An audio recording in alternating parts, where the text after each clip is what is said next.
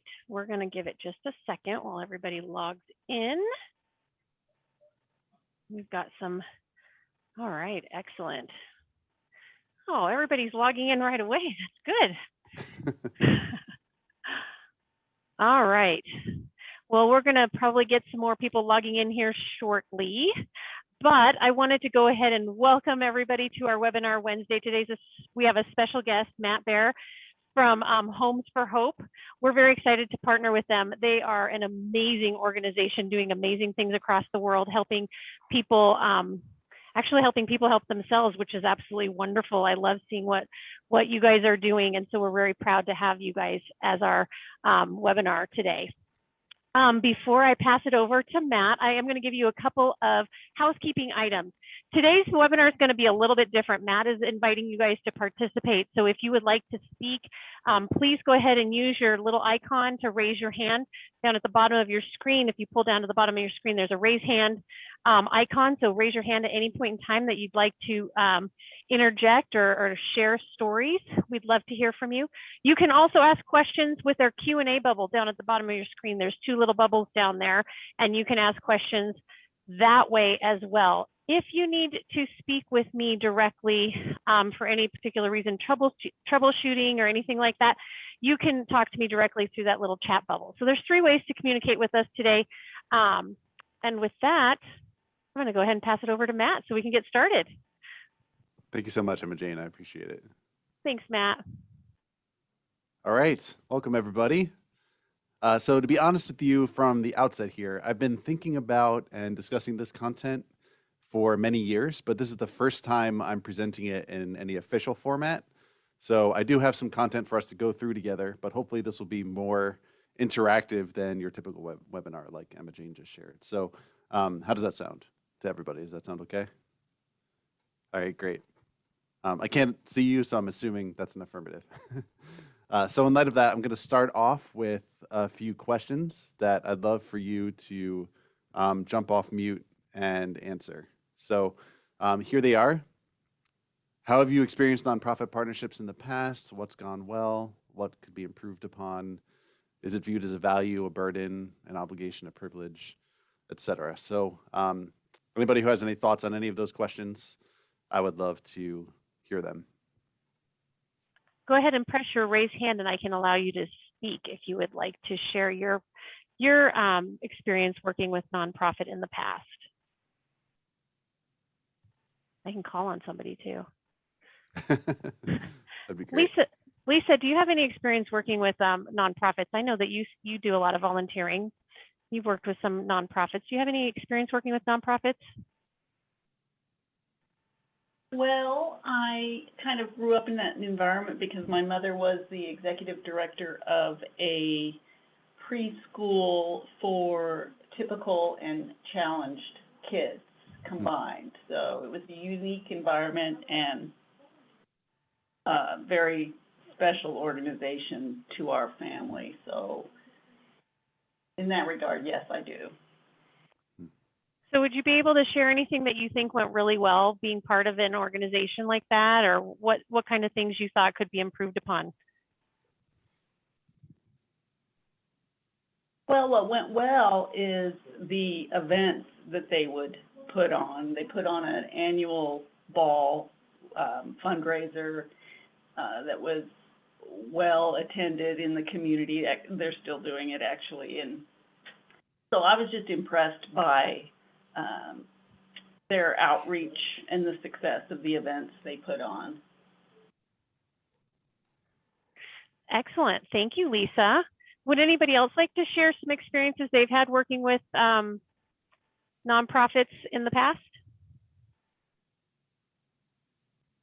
All right, well, let's move along. Oh, Okay. Matthew, hold on one second. Go ahead, Matthew. So yeah, I've just had some experiences volunteering for Habitat for Humanity, and it's a great experience. It's neat to be able to help provide housing for somebody. I think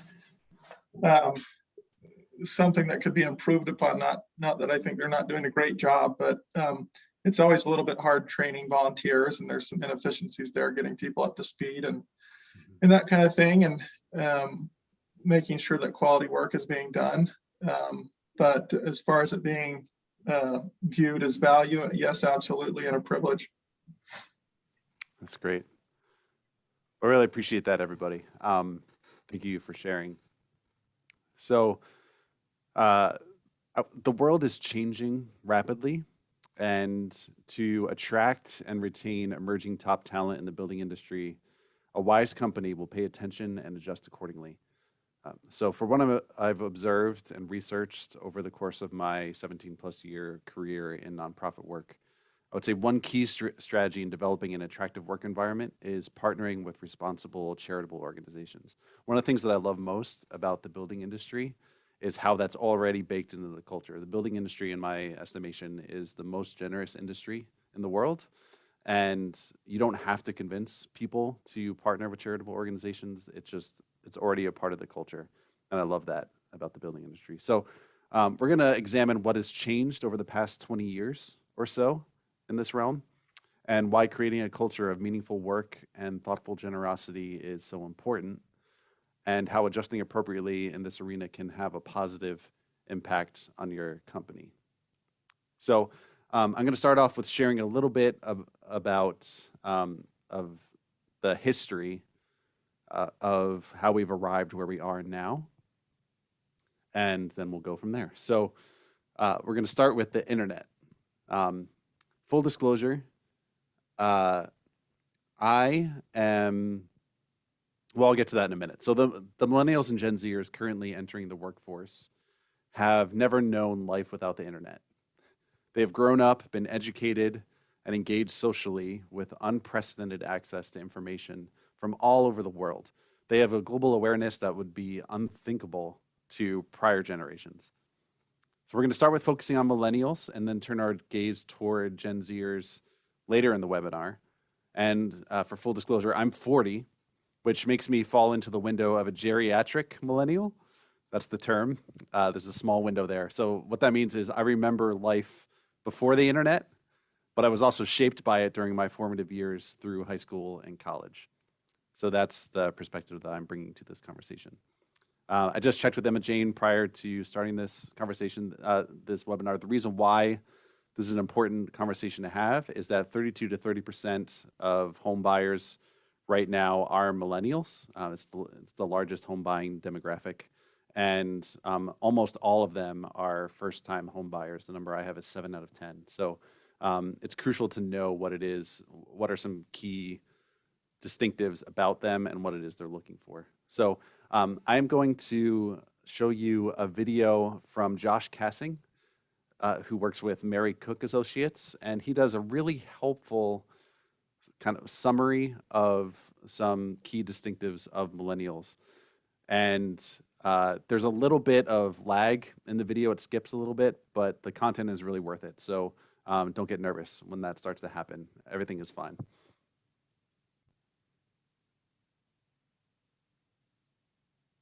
Today I'm joined under that information. So millennials, to start, let's do who are millennials? You know, what is that kind of who part of this demographic?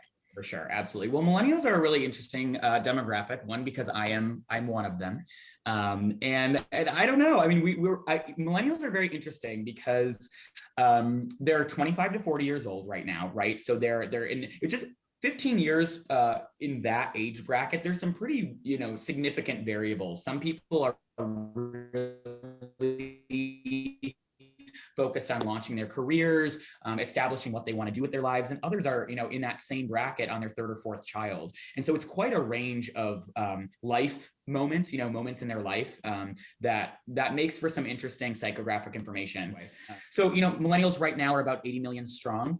So there's a lot of millennials, and again, they're between 25 and 40 years old. They're internet natives. So they're the first generation that was really brought up using the internet, which means they more than any other generation have a very intimate relationship to what the internet can do for them, how they can find, gather, and analyze information. It makes them sort of natural skeptics in a way, right? When we see something as millennials on the internet, we immediately verify where that information came from, because we came up in a generation where when you saw something on the internet, people didn't even know what the internet was for a while. So we're inherently thrown so much information from using the internet for all of our communication. We're a little bit more particular about where and how we get our information, but also use the internet for everything we do. It is the ultimate glue and connective sort of tissue between all of our different elements, whether that's work, life, fun, play, relationships. The internet is really the basis. And again, we're the first ones going through that. So there's been some interesting, design trends surrounding that too. Very diverse, coming from a lot of different backgrounds and open to diversity in a lot of ways. One of the generations that I think looks at diversity in a very different light from other generations that is pretty special. Debt burdened, right, for a lot of reasons. A major one being student loan debt, right, which impacts all of our decisions right out of college. Very confident, very ambitious, very independent. They like what they like, and they're not afraid to say it publicly, especially coming back to that integration of technology, right? That they're very public. They like their likes. They like the attention from being on social that drives, and reaffirms their positions on things.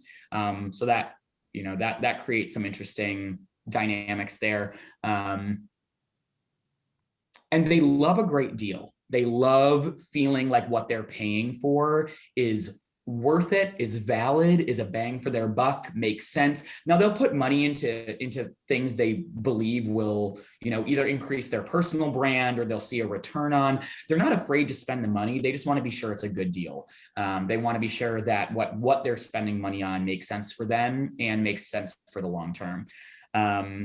Which sort of goes hand in hand with like environmentalism and social sustainability. That's a big component for them. Making sure that where they're getting their products from, how they're being used, who they're supporting is environmentally and socially responsible. And so for the first time in a long time, people really care about where they're getting their things. And I think every industry needs to be aware of that for this demographic, because it impacts us all. And they're motivated by something that is truly meaningful. If they feel like they're making a difference or contributing to a cause that will help the greater good, millennials gravitate to those sorts of programs or businesses or strategies to really feel like they're part of something bigger. I think sense of being is right hand in hand with them as well. That's the not so short list of some of the. So there we go. That's kind of like drinking from a fire hose a little bit. So I'm going to kind of recap some of the things that he outlined there. Internet natives, they find, gather, and analyze info that they receive from the internet. They're skeptical. They're diverse and open to diversity. They're debt burdened, confident, ambitious, and independent. They like attention. They're interested in a return on investment. Environmentalism, social sustainability, socially responsible things are very important to them. They value contributing to meaningful causes and a sense of being a part of something bigger than themselves. So that's all very interesting. And with that as a backdrop, we need to move on from after the internet came social media. And it's crucial to recognize the role that social media platforms have played in this generation's development. In recent years, sociologists have noted a shift in the West from a more traditional guilt-innocence mindset, that's probably what you grew up with, to a more typically Eastern shame-honor mindset. And they point to the advent of social media platforms as a significant cause for this shift. So guilt-innocence focuses more on law and punishment. A person may ask, is my behavior fair or unfair? Is this the right thing to do or the wrong thing to do? However, in an honor-shame society, it's the inculcation of shame and the complementary threat of ostracism that motivates our actions. So a person may ask, will I be ashamed if I do X? Or how will people look at me or receive me if I do Y? So shame cultures are typically based on pride and honor, and appearances are what count. Another distinctive of honor shame cultures is they tend to be very familial or tribal. So it's fairly fairly plain to see the role social media plays in this shift, as evidenced by things like the rise of influencers, tribalism, cancel culture, and other things in our society. So, with all of this in your minds, here comes another question where I would love to hear your feedback. Where have you noticed this shift in your lives and in your work?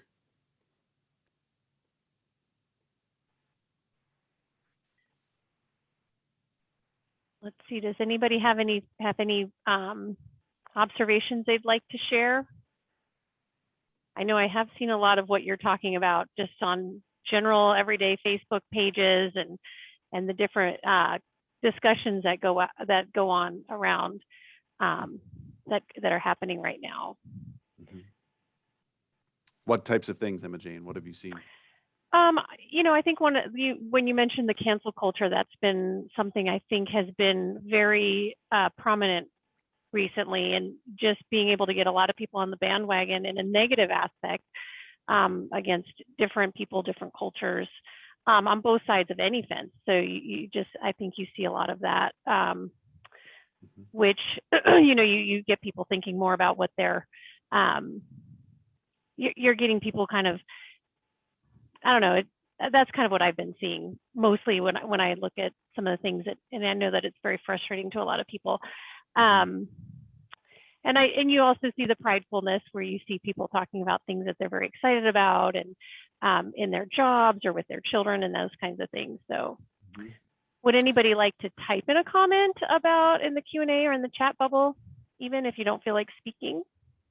And we can also address those things at the end too. Yes. I think. Oh, Matthew, go ahead. Go ahead.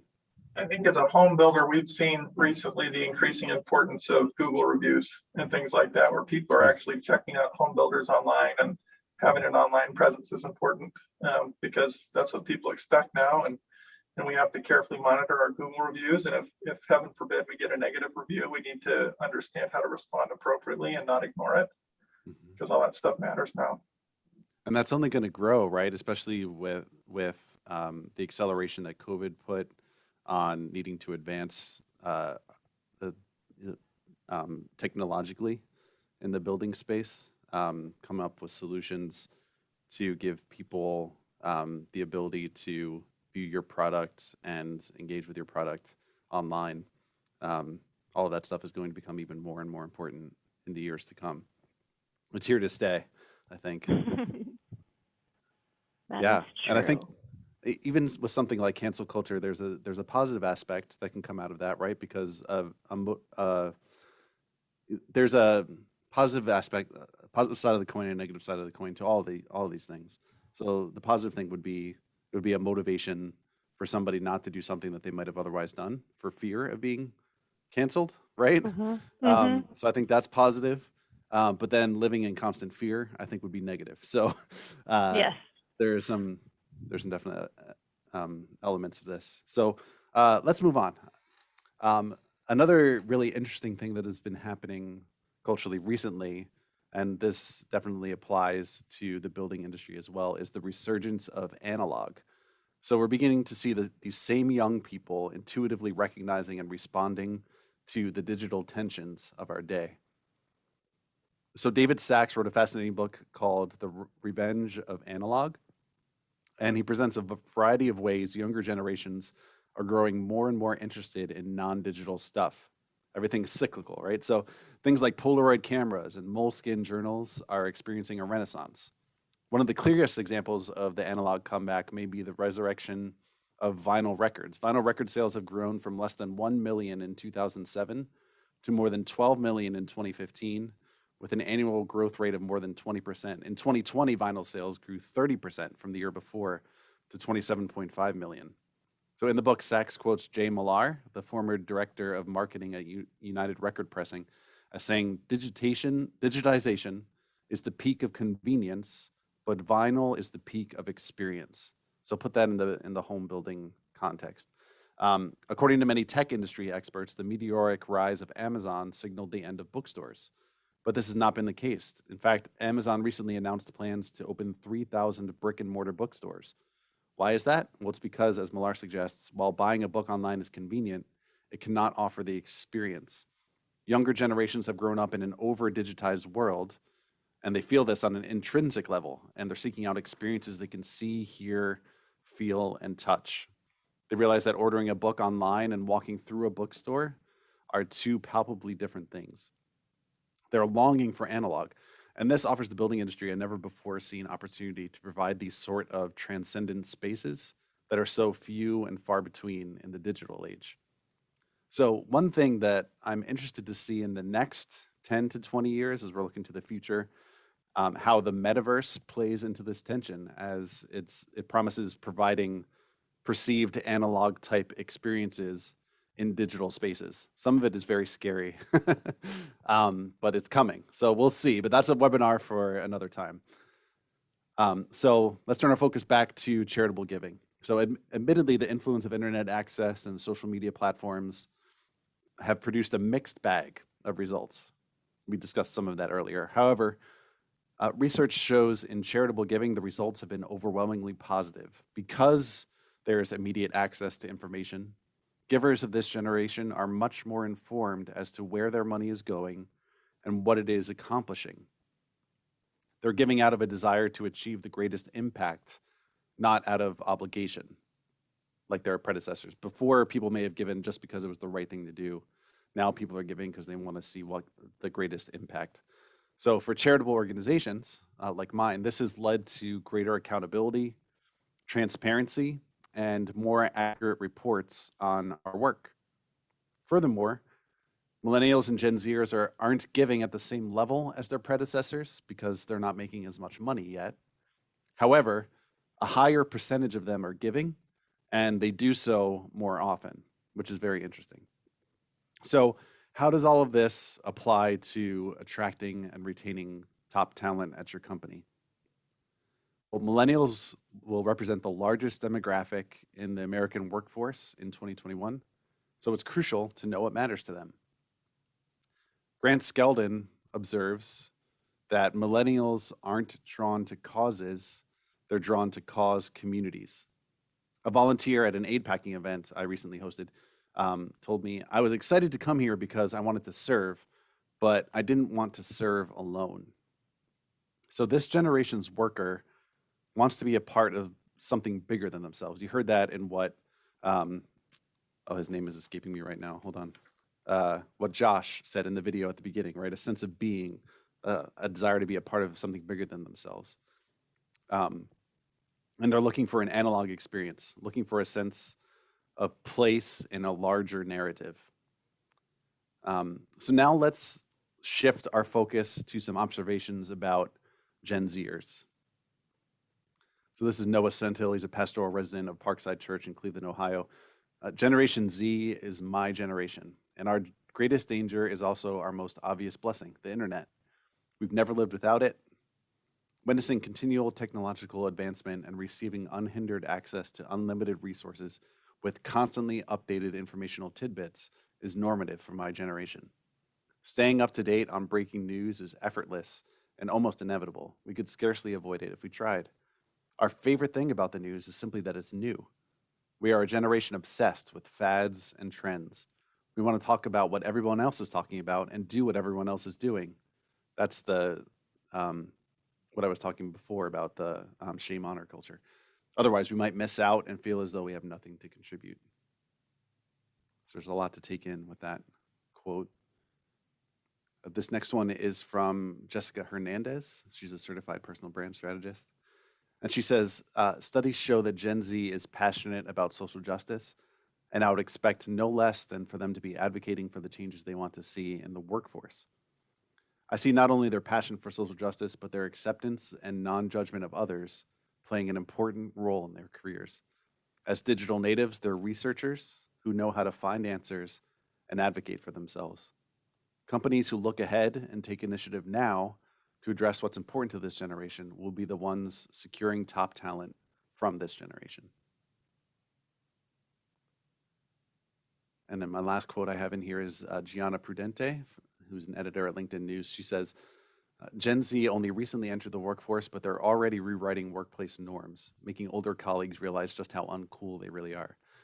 From how many hours they work to what emojis they use when messaging, 20-somethings are rolling their eyes at the habits of their elders, writes the New York Times. Employers have found their Gen Zers prefer to set their own hours, don't hesitate to assign work to higher-ups, and are willing to take off days for their mental health. Simply put, they're playing by their own rules. A couple of years ago, I was at a dinner with an organization called Feed My Starving Children, and they had their team there. And it's a fantastic organization which provides emergency meals for refugees around the world. And they have a really talented team of young people. And at this dinner, I was having dinner with some of these talented young people from this organization, and a coworker of mine who was in his 70s. And the woman sitting across the table from us was in tears about how she wasn't having the type of influence she hoped to have at the organization, that she was being passed over for opportunities, etc. And my coworker, who was in his 70s, kindly and caringly responded to her, "Well, you've only been here for a year and a half, you know." But it just spoke to the generational divide there, right, and the mindsets where this talented young woman had a desire to make a difference and chose to work for this organization because that's where she thought she would be best positioned to do so. And yet, that desire needed to be fulfilled immediately.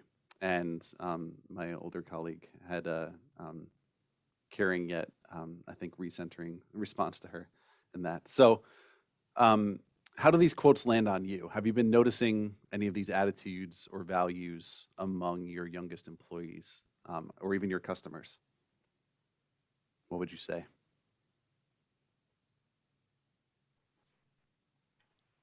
I actually have 3 Gen Zers and one that just graduated from college, and she tends to be a very, very hard worker and is willing to go the extra mile, but she does have a lot of friends that kind of expect things to kind of land for them a little bit.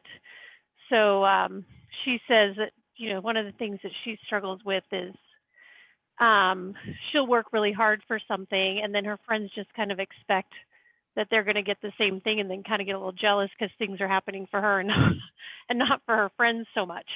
Sure.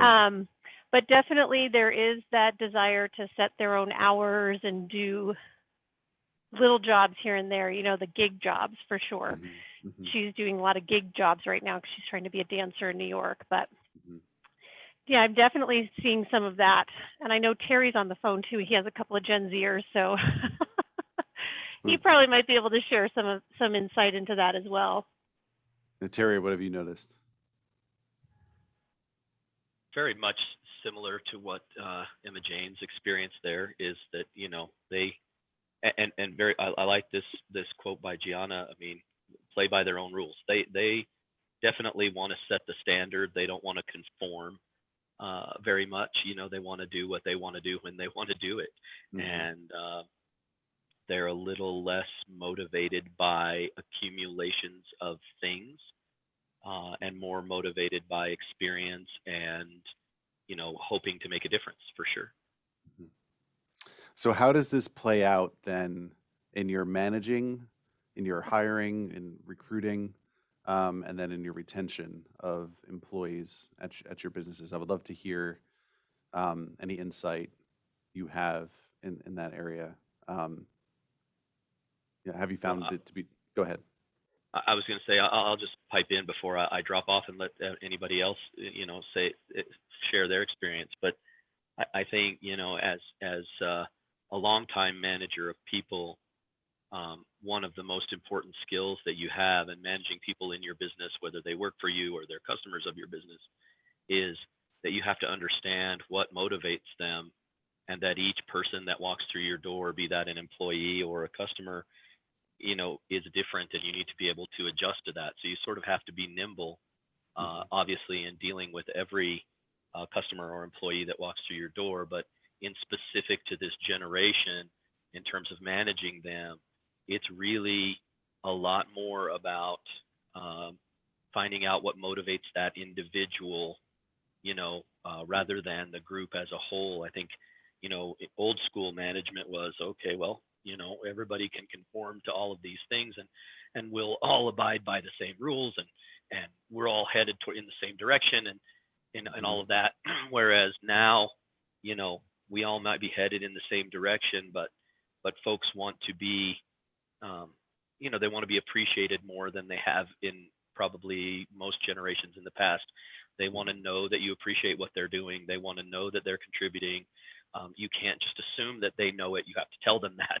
And so there's a lot more communication and a lot more individuality in it. And if you can't adjust to that, you can struggle, both from the customer side and the employee side. Thank you, Terry. It's very helpful. Does anybody else have any thoughts?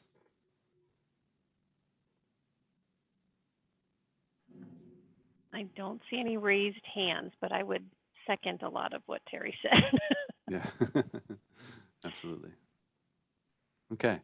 Well, considering Gianna's quote here and what Terry just said, one suggestion might be to try encouraging your younger employees to lead you in researching and choosing what organizations to partner with. That's something they're passionate about, that you can confidently give them ownership over. As we've discussed, they're highly talented researchers. They will look for opportunities that are responsible and sustainable and will have great impact. And so I think giving them ownership over something like that could really be meaningful to them and to your company as a whole, and would help, again, attract talent to your company, that's the kind of culture that you have, and then retain them when they get there. And even buyers, as they're seeing that that your company is passionate about partnering with nonprofits and doing so in a responsible way, might cause them to choose your company over possibly another one. So giving your people the opportunity to do something significant together through aligning with a responsible charitable organization affirms your company's generosity. And by providing your employees the opportunity to engage in transcendent, meaningful work through strategic nonprofit partnerships, you'll create a dynamic and attractive workplace that people will long to be a part of, and stay a part of as well.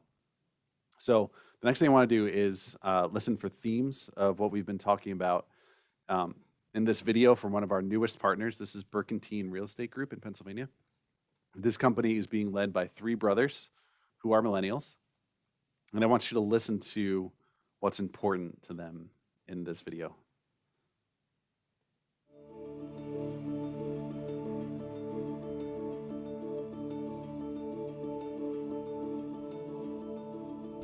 Burkentine Real Estate Group was started in 1989 by my dad, Paul Burkentine, building just small single-family homes, duplexes, and townhomes.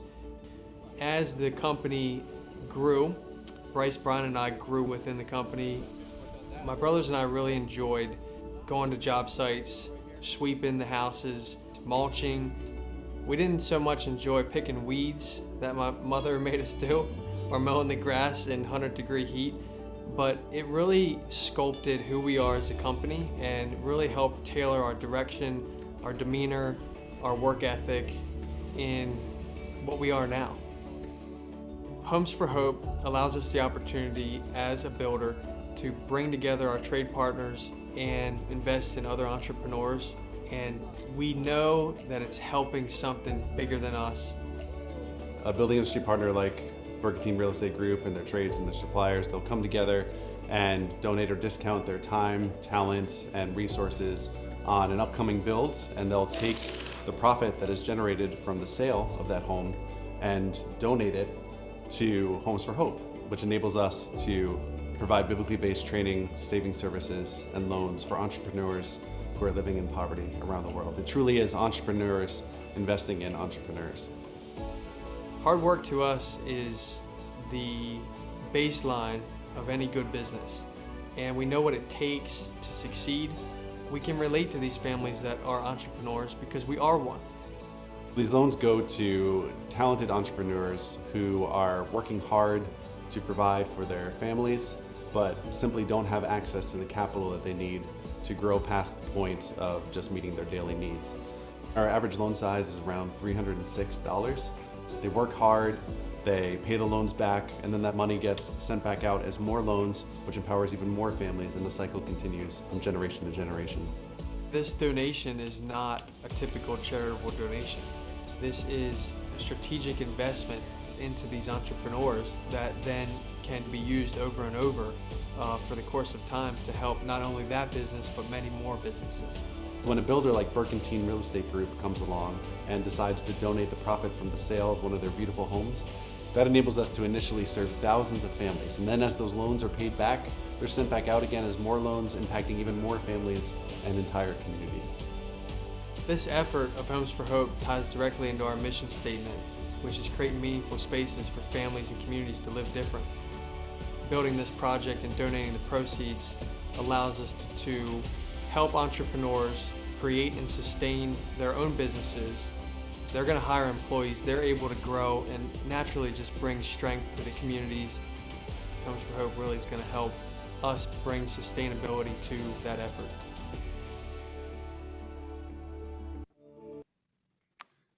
All right, so obviously that's one of our videos, and there is some unintentional self-promotion there. So lay that aside for a minute, but listen, what elements of what we've been talking about in this webinar can you pull from that video and what they were sharing about? None of that was scripted. It was all just interviews done over the course of a couple of days. So yeah, what did you hear? What can you pull out? What are the themes that we've been discussing that were in that video?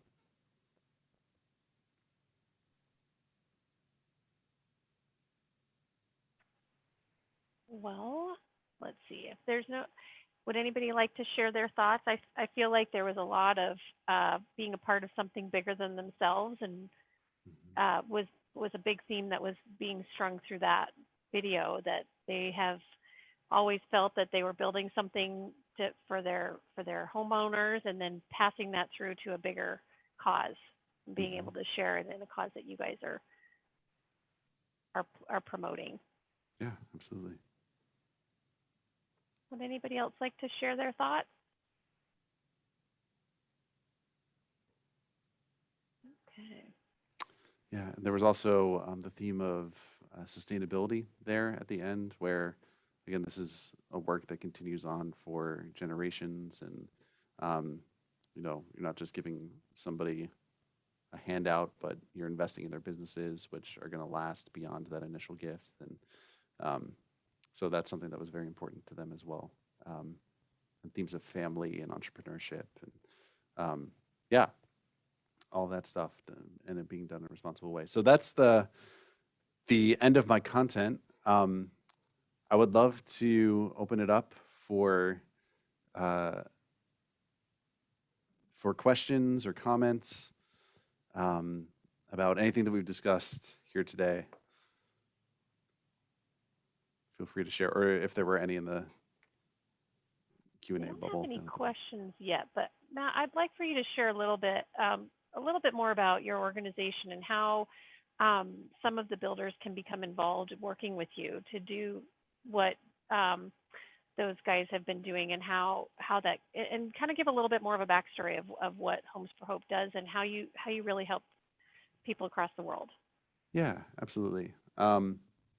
So Homes for Hope was founded by a builder named Jeff Rutt from Keystone Custom Homes, and they've been a part of Shin Builder Partnerships for many years as part in one of their benchmark groups.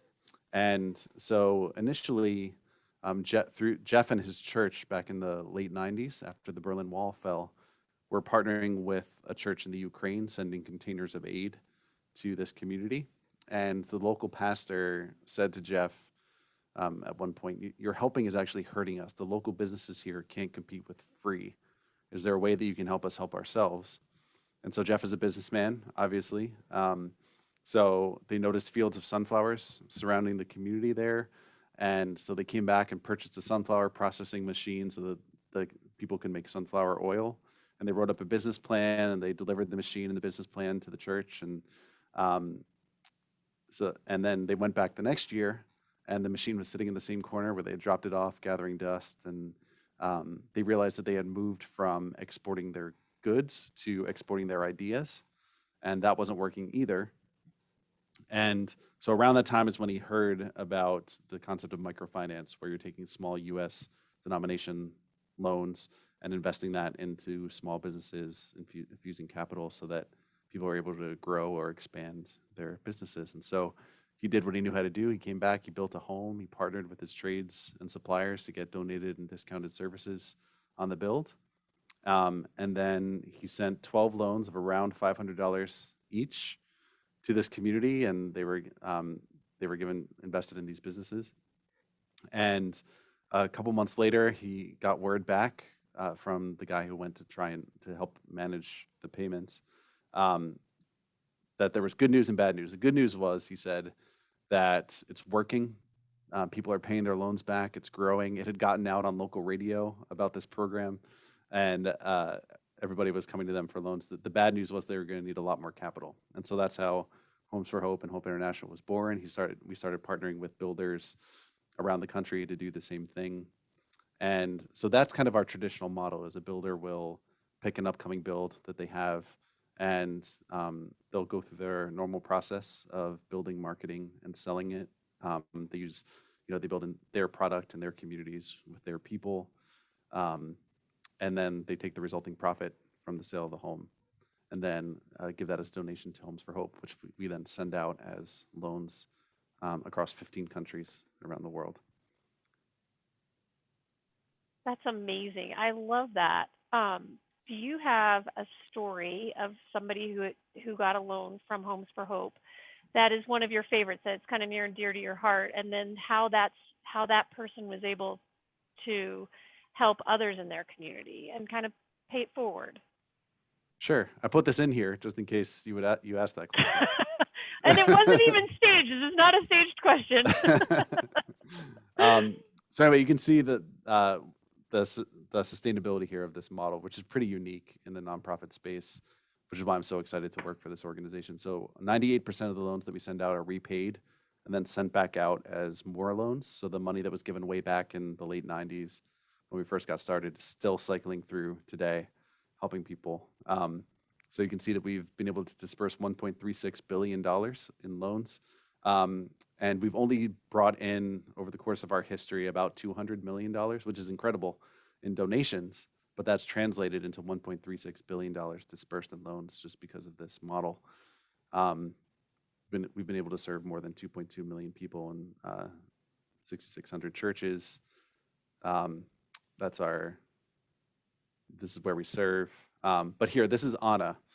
So again, when we're talking about poverty, are you trying to share your? Do you want to share your screen, because you're not sharing your screen right now? Oh, is it not sharing? No, it's not sharing. So make sure you go to the bottom of your screen and get that up there. Okay, hold on a second. Yeah. Oh, I forgot to click share. There we go. There you go. All right, so let me go back then. All right, so this is what I was talking through just now. Oh. So that's that 98% repayment rate, the $1.36 billion dispersed, 2.2 million people served, 6,600 churches, and this is our percent of program, and this is where we serve. But this is Anna. So when you are addressing something as complicated as poverty, you can't just throw money and resources at it and pound your chest and look at all that I've done. It takes true flourishing, and poverty alleviation takes place in the context of relationship over a long period of time. And we focus on not just tackling material poverty, but also spiritual, social, and personal as well in all its forms. So Anna Anna is from the Dominican Republic. She has a business where she sells betta fish. She has a fish hatchery, and not only does it provide colorful pets for people, but it helps control the mosquito population, because mosquitoes will come lay eggs in the water, and the fish will eat the eggs, which is a needed service in her area. However, she was robbed twice, which left her bankrupt, and she couldn't feed her children. And so her only course of action was to move to an entire new community. And this is back in 2018. She moved to a new community and got connected to the local church there. And you can see Esperanza International there. That's our partner in the Dominican Republic. And so through that partnership, she was able to access a loan and restart her business. And through the training that she received, she learned about diversifying her product. And so she was able to diversify the fish that she sold, accessed another loan, and expanded the footprint of her business. She used the profits from her sales to build her family a home.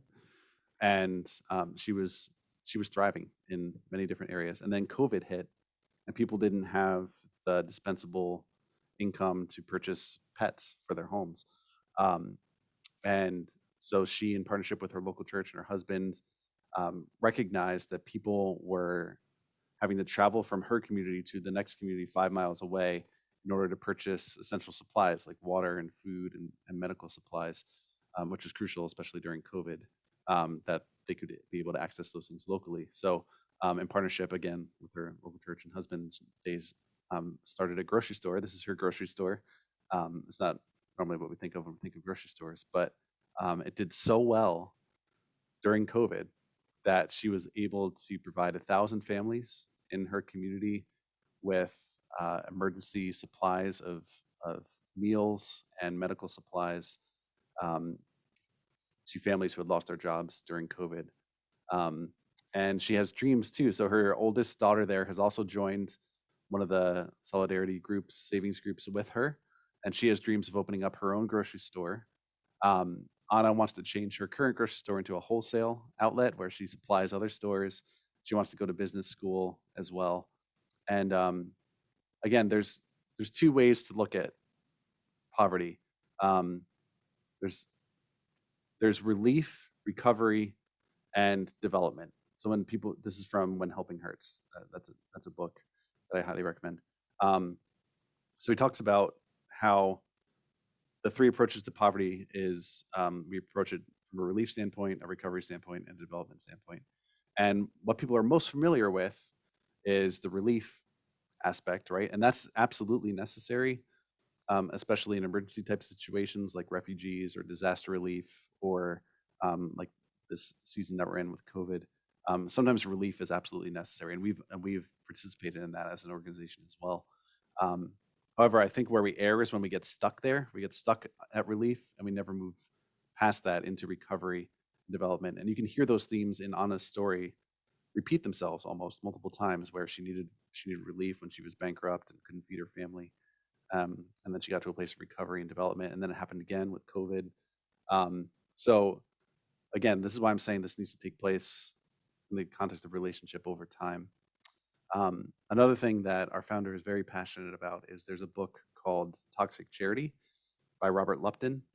And in there, he talks about the 5 stages of toxic charity, which is where when you give somebody a gift, there's appreciation. And there's, when you give them the next gift, there's anticipation. Like, when's that? I got a gift before, when's the next gift coming?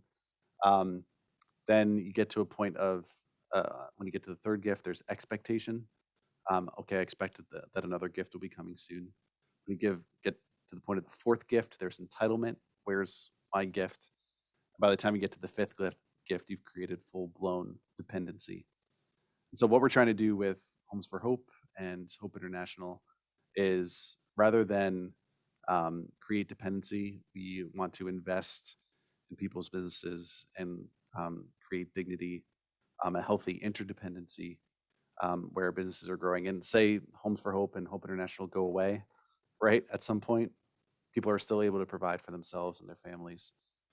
You've heard the old adage, teach a man to fish, he'll eat for a day. No, I'm sorry. Give a man a fish, he'll eat for a day. Teach a man to fish, he'll eat for a lifetime. We're trying to take that one step further with what we do, where we don't have to teach people to fish. Like, Anna was already a great businesswoman. She already knew what her community wanted and needed. What she needed was investment. So what we're doing is we're investing in people's fishing businesses, so to speak. And yeah, so that's an overview and a story. Yeah, any other thoughts or questions? I could go on and on, but I think that's wonderful. I think that's one of the things I think that sets your organization apart from so many others, is that you're really investing in the community to grow and prosper in a different way than a lot of times we think about. And I think a lot of, like you said, a lot of times we get stuck in that, you know, we're going in there to save something, but we don't always go to the second and third step. And I think that's really important work that you guys are doing. Yeah, So thank you. Yeah, again, one of the things that I love most about this model is it only costs us as an organization $25 to serve one family for a year. So when a builder is donating the profit from the sale of their home, that's literally thousands of families that we're able to serve for that first year. And then again, the loans get paid back and sent back out. And so the impact grows exponentially. it's So, yeah. it's amazing. Thank you so much for the work that you do. And thank you for spending the time with us today to talk about the millennials and the Gen Zers, because I know that's a hot topic. Everybody's always talking about what's coming up next as far as our home buyers and our employees. So thank you very much for sharing your insight on that as well. We do have a question. Hold on one second. Brad wants to know, do you do any work in Jamaica? Our company takes employees there to build houses, but would like to be able to make so that we could create employment there. Yeah. Brad, thanks for that question. That's awesome that you guys do that. Again, this is why I love the building industry. Everybody's doing something. We are not active in Jamaica right now. So that's wonderful that you guys are. So thank you. Excellent. Are there any other questions before we close out our webinar for today? Well, I want to thank all of you for joining us today. I hope you had a wonderful time spending time with us today. And Matt, I appreciate your time and effort with us today as well. And the blessings going forward with your organization and continuing to bless people's lives. Thank you so much. Have a great day, everybody. Thanks, Terry. Thanks, everybody. Bye-bye.